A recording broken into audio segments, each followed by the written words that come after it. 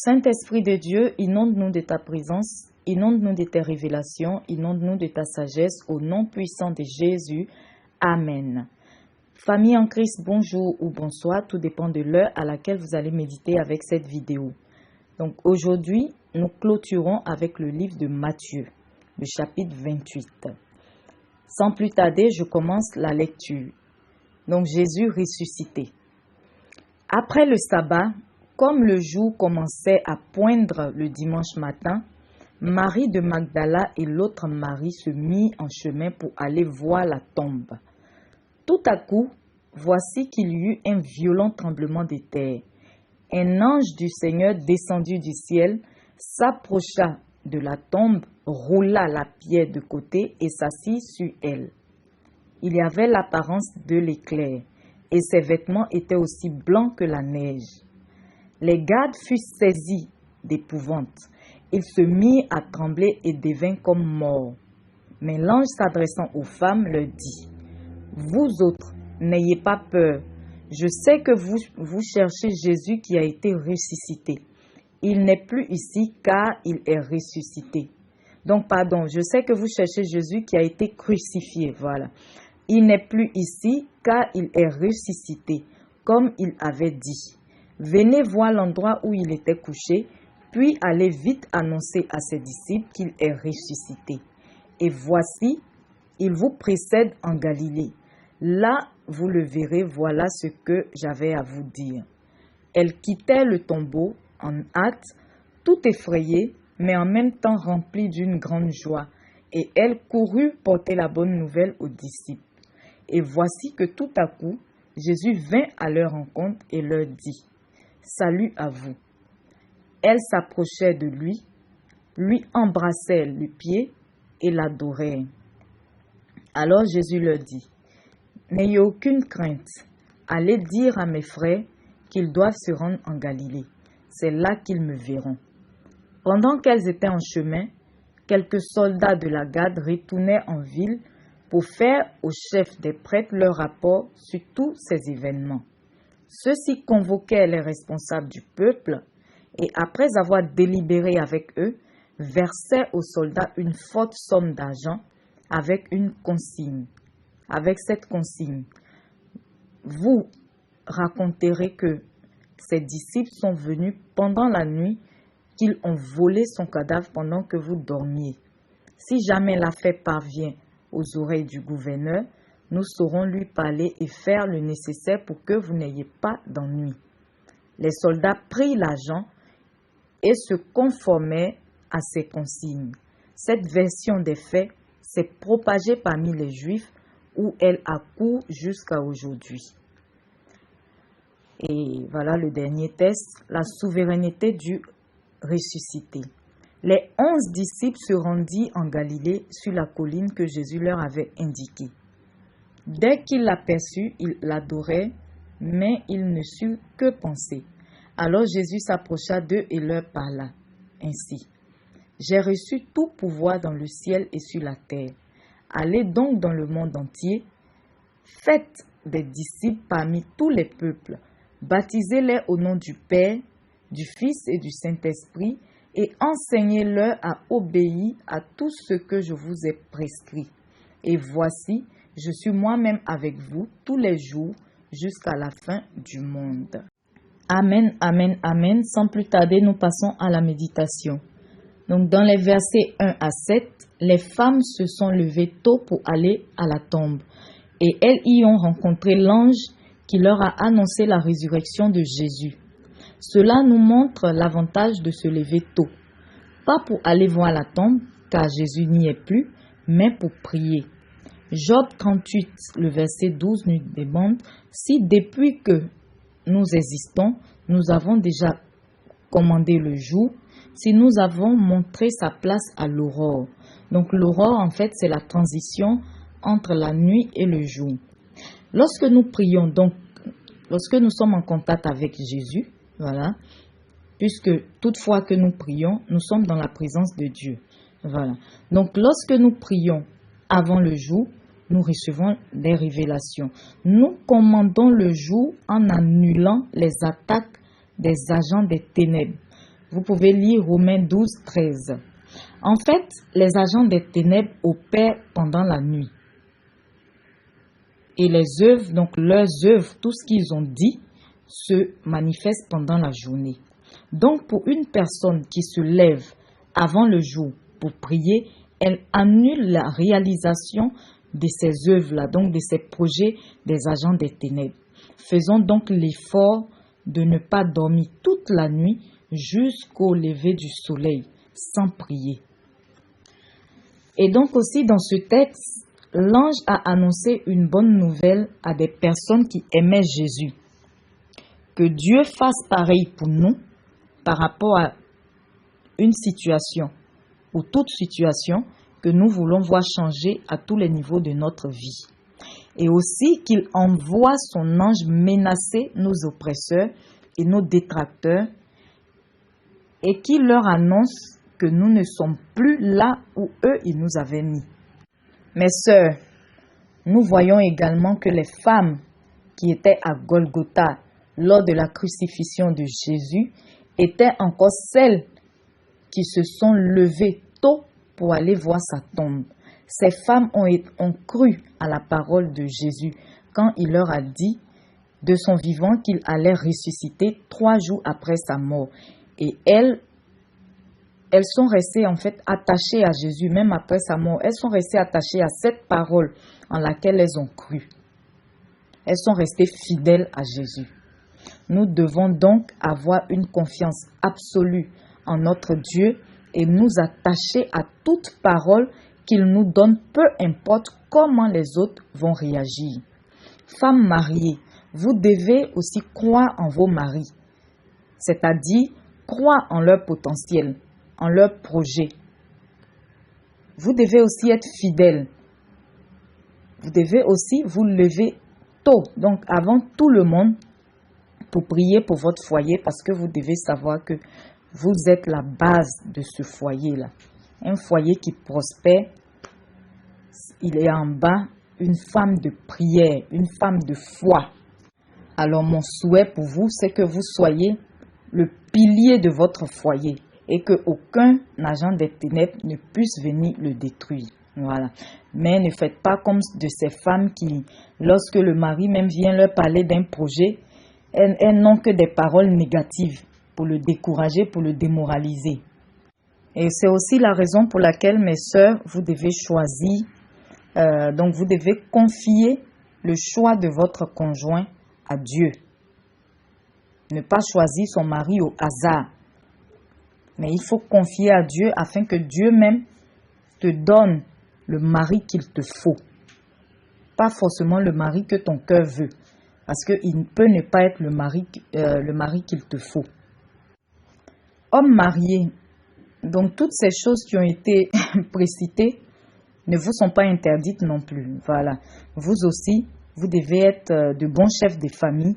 Un bon chef de famille, c'est celui-là aussi qui conduit sa famille sur une bonne direction.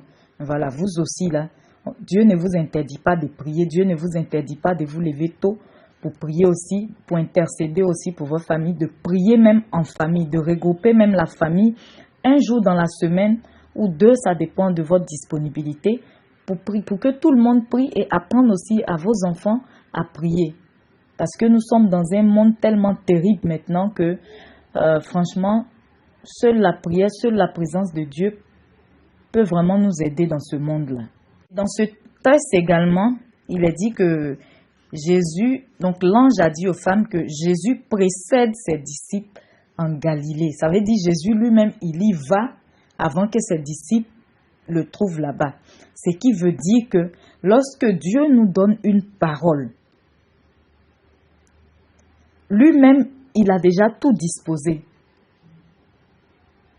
Lui-même, il nous a déjà dévancés. Quand Dieu te dit d'aller dans un pays, il faut savoir que Dieu même là, il est déjà là-bas et il a déjà tout disposé. Quand Dieu te demande de faire quelque chose, il faut savoir qu'il a déjà tout disposé pour que la chose se fasse. Toi, tu n'es qu'un instrument. Voilà, donc nous devons toujours faire confiance en notre Dieu, peu importe ce qu'il nous dit. Parce que ça peut être de la folie pour les hommes, mais tant que tu as la conviction que ça vient de Dieu, sois tout simplement obéissant. Voilà. Et donc ici maintenant, nous allons voir les personnes qui n'aiment pas saluer. Les personnes qui n'aiment pas dire bonjour là. Voilà, même Jésus, au verset 9, il a dit, il a salué les femmes avant de leur parler de quoi que ce soit. Donc la salutation là, c'est un signe de savoir-vivre, un signe de considération. Donc, s'il vous plaît, quand vous voyez les gens, il faut les saluer. Même si vous ne les connaissez pas, voilà que voilà vos regards se croisent ou voilà vous êtes dans une situation où vous pouvez vous saluer, ne vous privez pas de cela. Et vu la manière dont ces femmes aussi ont salué Jésus, nous comprenons que dans la présence de Dieu, nous devons avoir des attitudes de révérence, des attitudes d'adorateur. Dans le verset 10, Jésus dit aux femmes de dire à ses frères. Donc ici, il n'a pas dit à ses disciples. Nous constatons que les liens entre eux, donc entre Jésus et ses disciples, sont plus forts. Et il a dit, de leur dire, d'aller en Galilée, que c'est là-bas qu'ils vont le voir. Ce qui veut dire que ça ne sera pas ailleurs. S'ils restent à Jérusalem ou là où ils sont, ils ne vont pas le voir.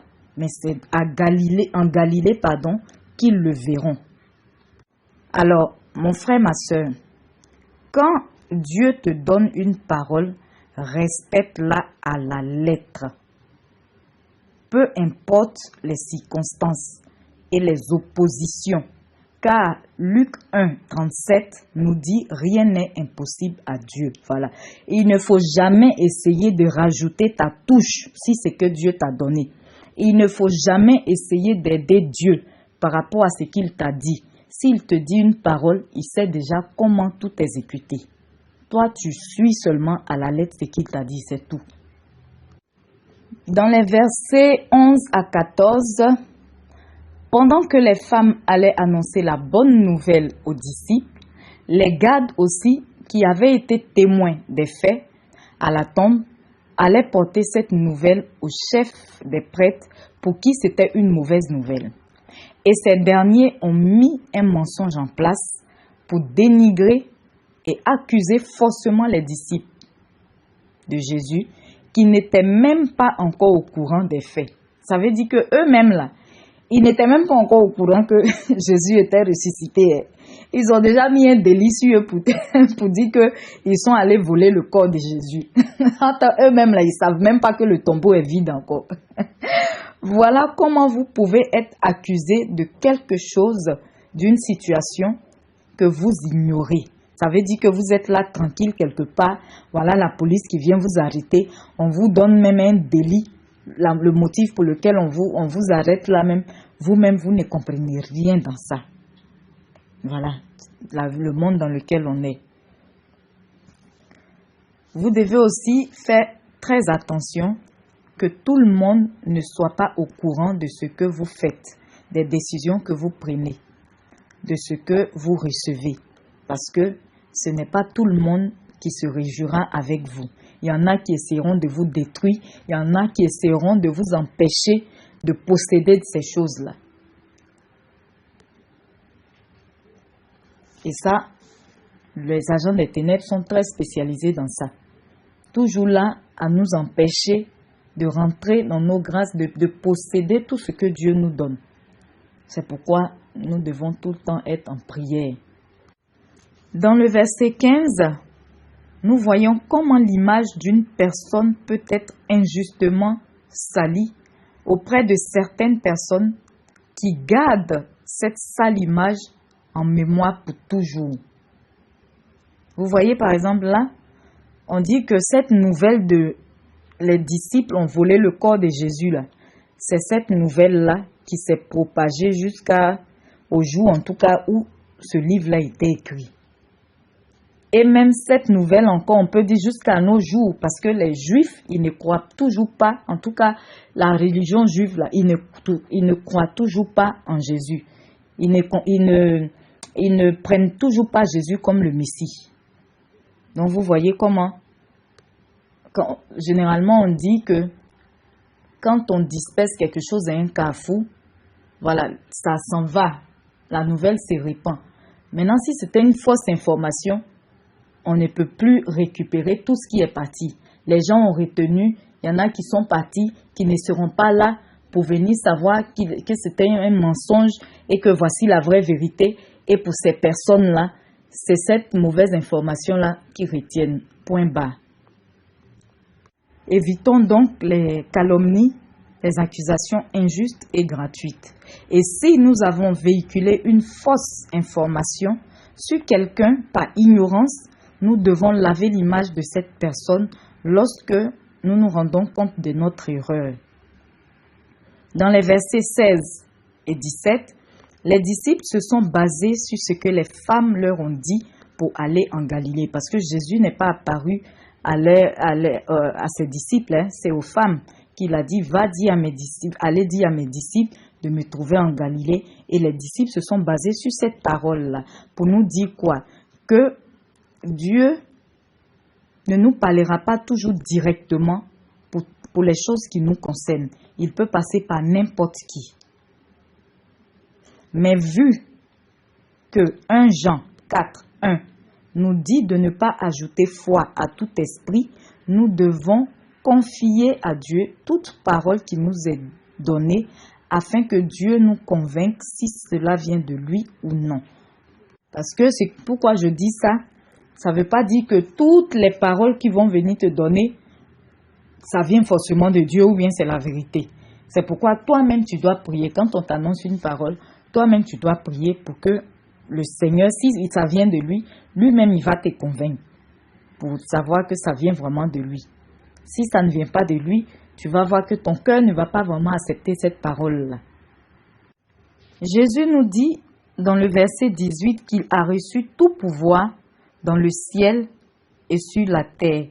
Et c'est pourquoi Philippiens 2,10 nous dit qu'au nom de Jésus, tout genou fléchit dans les cieux, sur la terre et sous la terre. Donc, nous devons savoir que aucun nom, aucune situation ne résiste au nom de Jésus. Alors, mon frère, ma soeur, quand tu es en danger, il faut appeler Jésus avec la foi, hein, parce que il y a des pays où les gens s'appellent Jésus. Et il y a des bouches aussi où le nom de Jésus là n'a pas de puissance. Donc c'est pourquoi nous devons avoir une intimité avec Jésus. Mais Jésus aussi, il fait grâce même souvent à des personnes qui ne le connaissent même pas. Et pour une première fois, en fait, parce que c'est quand c'est sincère, voilà. La personne même peut ne pas connaître Jésus, mais peut-être elle a déjà entendu Jésus, des témoignages des gens qui parlaient de Jésus. Et elle était en danger, elle aussi elle va dire Jésus, mais avec la foi. Voilà, parce que tout s'accompagne de foi. Tout se fait sur la base de la foi. Donc le fait seulement qu'elle dise Jésus, sauve-moi avec la foi, on va voir que Jésus va intervenir. Mais même aussi on peut avoir un chrétien, parallèlement, paradoxalement, on peut avoir un chrétien qui va à l'église, qui connaît bien Jésus, en tout cas il connaît bien Jésus parce qu'il va à l'église et tout ça, mais qui pratique le péché, qui n'a aucune intimité avec Jésus, cette personne peut dire Jésus et puis ça peut ne rien donner. Voilà. Donc, nous devons nous bâtir une relation solide, intime avec Jésus pour que son nom soit puissant dans notre bouche. Et ça, ce n'est pas faux, hein. Ce n'est vraiment pas faux ce que je suis en train de vous dire parce que même moi, plusieurs fois en rêve, le nom de Jésus là, ça m'a vraiment sauvé. Et même pas plus tard que la nuit dernière, la nuit d'aujourd'hui la nuit d'hier à aujourd'hui, pardon, où il y avait une situation bizarre dans le rêve, une situation surnaturelle. Et quand j'ai dit Jésus, la situation... en tout cas, le nom de Jésus a eu une puissance sur la situation. Dans les versets 19 et 20, Jésus nous demande d'être ses disciples, de nous faire baptiser et d'obéir à ses enseignements. Et nous aussi, à notre tour, nous devons faire tes disciples. C'est-à-dire que quand tu reçois la parole, par exemple, toi tu reçois la parole aujourd'hui, si tu ne connaissais pas Jésus, tu écoutes cette vidéo, tu as appris des choses nouvelles, tu donnes ta vie à Jésus, tu donnes sincèrement ta vie à Jésus, tu vis selon les enseignements, mais toi aussi, tu dois parler aussi à Jésus, tu dois parler aussi de Jésus à d'autres personnes, en commençant même par ton entourage, ou selon ce que le Saint-Esprit te guidera, peut-être même pour aller vers une personne que tu ne connais pas. Mais déjà, le plus évident, c'est de commencer déjà par son entourage, ses amis, sa famille, voilà. Et donc, nous devons aussi savoir que le baptême, c'est pour les personnes qui ont entendu l'évangile. Donc, c'est comme là, par exemple, comme ça, une personne qui n'est pas chrétienne, qui écoute cette parole-là et qui a été touchée et qui décide de donner sa vie à Jésus. Donc, cette personne, elle a entendu l'évangile, elle a décidé d'elle-même, de son propre chef, de donner sa vie à Jésus. Et c'est cette personne-là, voilà, qui maintenant décide de se faire baptiser. Donc, on ne baptise pas une personne qui n'est pas à même de comprendre la parole. C'est la personne qui prend elle-même sa décision après avoir entendu et accepté la parole. C'est elle qui décide de se faire baptiser. J'espère que je me fais comprendre. On ne croit pas à la place d'une autre personne. C'est la personne même qui croit. La personne qui a entendu l'évangile, c'est elle-même qui croit et c'est elle qui décide de se faire baptiser. Pour finir, donc, mon frère, ma soeur, j'aimerais te dire que peu importe où tu te trouves, ce que tu vis, donc toute situation que tu vis actuellement, que tu connaisses Jésus ou non, Jésus te dit qu'il est avec toi jusqu'à la fin du monde. Si tu le connais déjà, avance dans ta marche avec lui. Si tu ne le connais pas encore, parle avec lui et demande-lui de se révéler à toi. Que Dieu vous bénisse.